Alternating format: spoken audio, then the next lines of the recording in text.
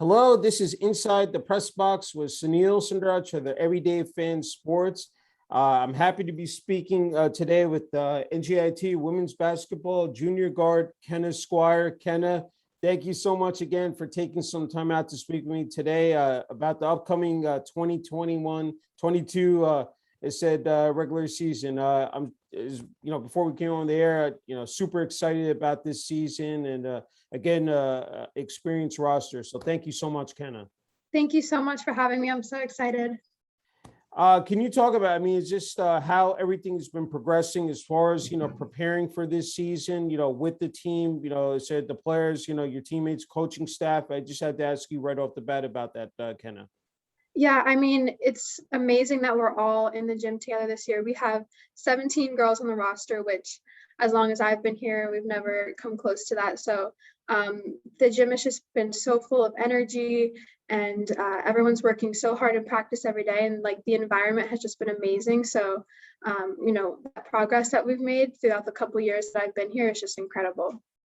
What was that moment for you just coming back onto campus, said, especially after what, this past year is presented with the COVID-19 pandemic and still dealing with it, but just to get back, and now you have a normal schedule as far as with classes, and then this season, because you were used to playing back-to-back games on the weekend, so now it's going to be during the week now, so I'm sure that's going to be a welcome relief for you and the rest of the team. Yeah, it's going to be hopefully in all the best ways, a lot different from last year. And it's just going to be so amazing to, have our families able to come to our games and have fans there. And as much as we made the back-to-back games work, it wasn't always ideal. So we're really looking forward to this year. Okay, walk me through the journey of last season, just terms of getting ready for it, and then playing again, said having to wait until the weekends to play, and I know it later in the season there were games that were postponed, nothing to do with NJIT, women's basketball was on the other end. So you guys did a great job in terms of keeping safe and sound and following all the protocols. I just had to ask you about that, Kenna. Yeah, it was honestly so amazing on our part that we didn't have any positive cases during the whole season last year, which I don't think happened to any other team in our conference. But really, it was just a crazy season. We didn't know when our first games were going to be. Even going into the week of the games, we didn't know, we could be going to get on the bus and they could tell us, no, the other team has a positive case, you guys aren't playing this week. You just really never knew what was going to happen. And so I think that we did a really great job of handling that, and everyone was always ready at all times to play. And we weren't thinking oh, we might not play this weekend. We were always ready to go. And so I think that's just credit to us and how well prepared we were despite the circumstances. I know you guys went through your growing pains in terms of the record, first year in the America East Conference, but you guys started out with a flourish. Becoming the first, program in NJIT athletics to win an America East Conference game, at New Hampshire. You scored 19 points in that game. When you look back on last season, and then the fact that you guys were able to go out to UMass Lowell, play in an America East tournament game, get that experience under the belt. Just had to ask you, what those experiences, were like for you, Kenna. Yeah, so my freshman year, we didn't get the opportunity to play in the conference tournament at the end of the year. So being able to play in that last year was such an amazing experience. And tournament play is very different than regular season, and in ways that you wouldn't really understand. The stakes are so much higher, and so being the first win in the American East for NJIT was honestly it felt like an honor, kind of, that we were able to do that for our school and get that win. And it's a game that I don't think any of us, at least, will ever forget. Yeah, no, definitely. I'm wondering, when you were walking off that court for the final time, what was going through your mind at that point, knowing it said, I'm sure that a certain period of time, said you reflect on the season, then, of course, getting ready for the following season, but just what were the emotions, and just the vibes, just not only on the court, but even in the locker room as well? Yeah, I mean, obviously there was a bunch of disappointment after losing that game to UMass Lowell. But really all that I was thinking was how there's so much more work that we can do for this coming year, and so much more progress that we had to make. And I was just excited to, start to change at least our record in the conference and just get a bunch more wins. And that's all I was thinking about was I want next year to be better, and then the next year after that to be better. And so I was very disappointed in the loss, but it was mostly just thinking like, what progress do we need to make? Yeah. Hey, you led the team in scoring last season, 10.6 points per game, and free throw shooting 81%. We talked about before we came in the area. I mean, having Ellen Stoll, come back is just, huge for you guys. And then, I mean, Lizzie Litwinko, what can you say about, I mean, you talk about phenomenal freshman year. I mean, being named to the all rookie team in the America East Conference, and being named rookie of the week, I think, what was it, 5 times to her? I mean, she did it all. I mean, I said, we talked to her yesterday, just the fact that she was able to, score, rebound, dish out, assist. I mean, you have some, pieces in place here, in terms of, as you said, the depth, 17, girls on this roster. There's a lot of potential for this year. And the fact that a lot of players, are coming back this year, and again, with that experience under their belt, last year, I mean, sky's the limit for you guys, said not only now, but for years to come here. Yeah, I mean, the fact that we have every single person coming back from last year is just incredible. And when we did find out that Ellen was going to come back, like, it was the best feeling in the world. We were so excited. And that's when we were like, this season is going to be like, this should be one of our best seasons like ever. And so that really gave us like an extra boost to want to work extra hard. And so we really do have like an insane amount of depth. And with my class having 5 juniors and then 6 now sophomores, there's like a bunch of people right there. So just the fact that we have so many returners and 2 really great freshmen, our depth is going to be like crazy this year. So we're so excited about that. No, definitely. We talked about before we came on the air about, fans, students, alumni coming back to the WEC, one of the most beautiful, I mean, just a magnificent facility. I mean, there's so many adjectives you can use with the Wellness and Event Center. But for you, what is it? I mean, to play under those bright lights, again, with, a pretty, good sized crowd, there in attendance in 3 weeks, what that moment is like, and the fact that you have such a great, said facility with strength and conditioning, Bobby Fisk there. I mean, what is that? I mean, it just, again, it must be a pure joy, like, coming, to that place every day. And then, of course, when you have to, when it's game time in 3 weeks, that's just going to be electrifying, Kenna. Yeah, I mean, the support system that we have all throughout the WEC is just amazing, all the way from Lenny all the way down, and especially Coach Fisk, he's amazing. And just the fact that this year we're going to be able to have fans, like, is such a game changer. I know last year they tried their best to make it as realistic as possible with, playing fan crowd noises and stuff, but it just really wasn't the same. So there's just going to be a different level of energy. Being able to see your family sitting there watching you, and it's not like a cardboard cutout, like it's actually them. So that's just going to be like, that's an amazing feeling. And you want to perform and you want to show out for all those people that are there to see you, and so the energy is just so much different when there's a crowd. And I think that we did do a really good job last year of kind of trying to fight through them not being there, and we still have quite a bit of energy, but I think it's just going to be different this year when you can look up and your mom and dad are there like cheering you on. Oh yeah, they're, I agree 100% with you. Don't want to forget about this outstanding coaching staff led by head coach Mike Lane in his 4th season. You have Latonya Watson, Coach Aaron Gratch, and also Sarah Mitchell. Just, I mean, an experience-led group. Said I'm sure that you guys have, of course, relied on and just have a great relationship with. Can you just talk about that? Just that support system and just what they've meant to you, Kenna? Yeah, I mean, to me, it's more than their coaching staff. I don't want to sound like cheesy or anything, but after just 3 years, it's like they become almost like family. And they're people that care about you and you care about them. And so it's not just, oh, you're doing this wrong in practice and you need to do this better. Like, no, they actually care about us. And I can't really speak for other programs, but that's something that I think is incredibly special that we have, is the fact that I know that 1 through 4, and also shout out to Anissa Ardovo. Yes, But exactly. yeah, 1 through Yeah. 5, really, I know that they all they care about us so much, and they will do really anything. I know if anything happened, I could just call them up, and they would be there to help, and they wouldn't be upset at me. They just want to try and help me. So that's like the best feeling in the world.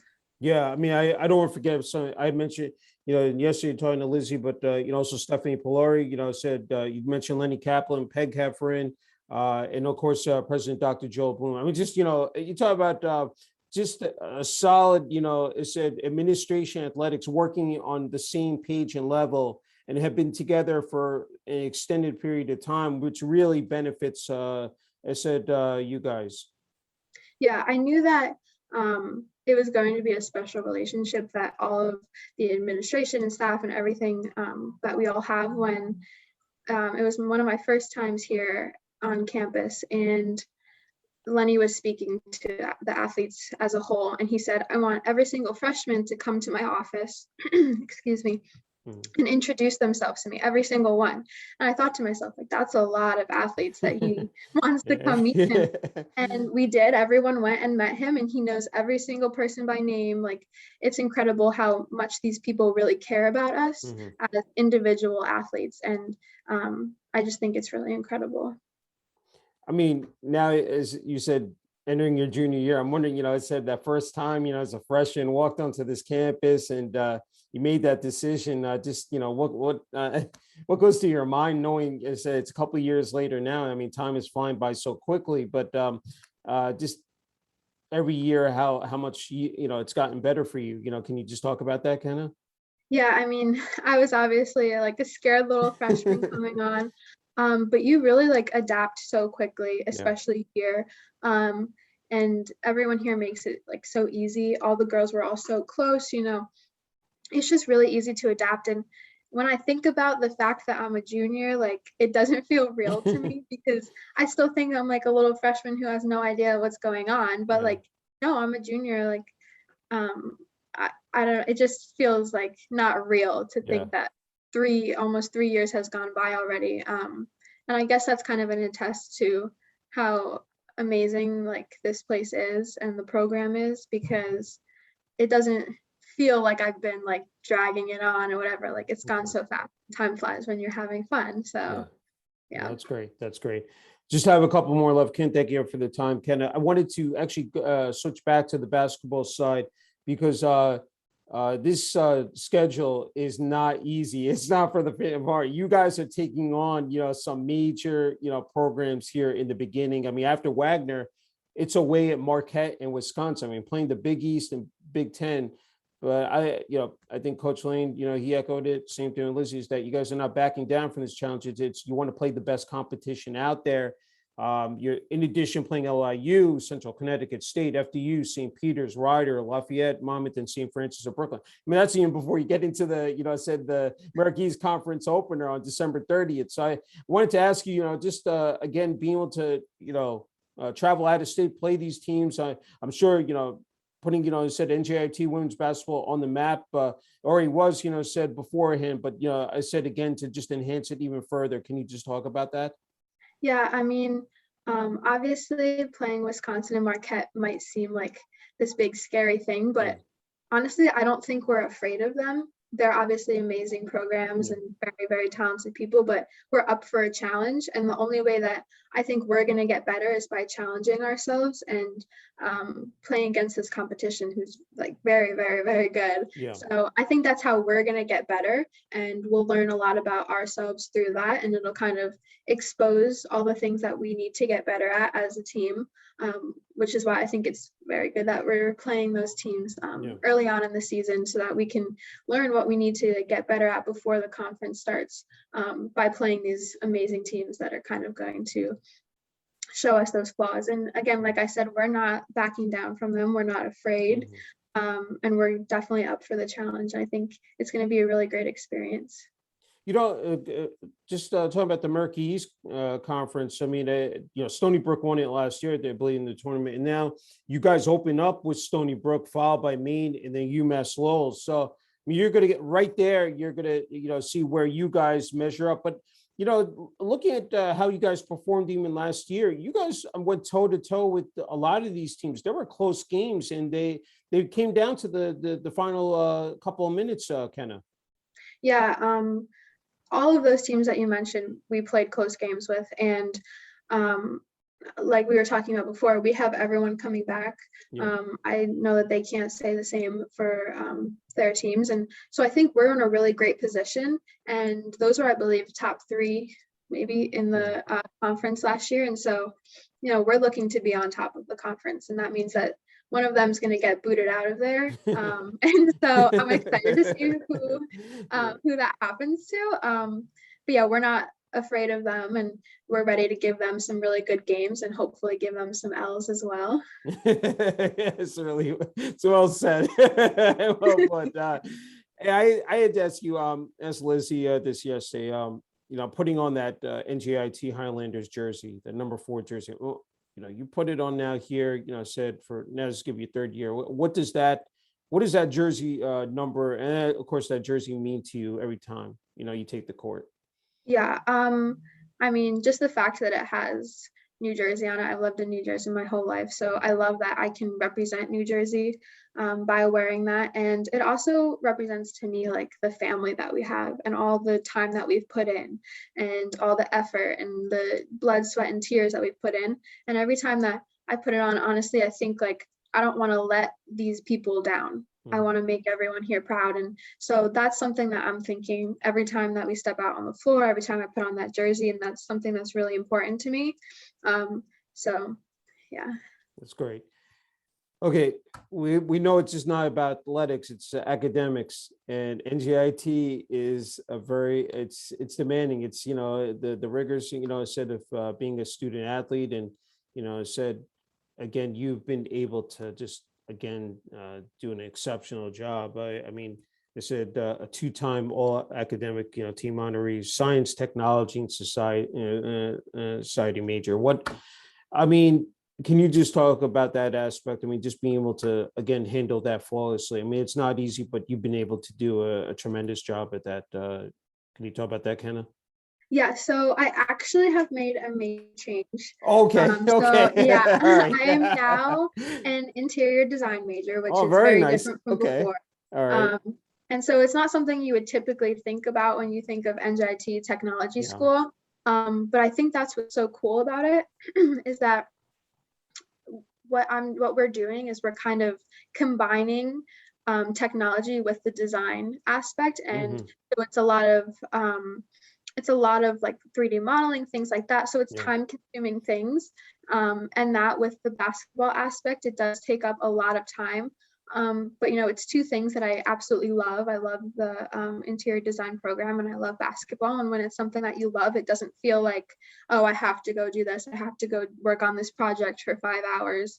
You know what I mean? So it's just like I'm having fun here doing school and basketball. And although sometimes it is hard to balance, when you love it, it doesn't bother you. You talked about the closeness of this team, a very close-knit group, on and off the court, because especially off the court, that's just so important. I was thinking about it just now that, having that chemistry and I mean, of course, when you're in game action, you need to be on the same page, but off the court, I had to ask you, how good does that feel that, is it to be around, the rest of your teammates as well? Yeah, I would say that this year we are probably the closest that we've ever been, 1 through 17, and so you would think like seeing these people every single day, like for hours and hours, and during the winter break, it's the only people that you see, like maybe you would get tired of them, but that's going to be farther from the truth. Like, these are my best friends. This is like my family. And so just the fact that we all love each other, we all care about each other, it translates onto the court. And I think that especially this year, it's like very noticeable. You can tell we're all on the same page. We all care about each other. We all want each other to succeed. And I think that that's extremely important. And from things that I've heard, that's not the case in every program. So I'm incredibly thankful that I'm part of a program where 1 through 17, everyone deeply, deeply cares about each other on and off the court. That's terrific. Okay, Kenna, you're going to have the last word here. It's a question. What is your message to the fan base out there? The NJIT, said fans, locally, nationally, students, alumni, they're going to be watching this for the 2021-22 season.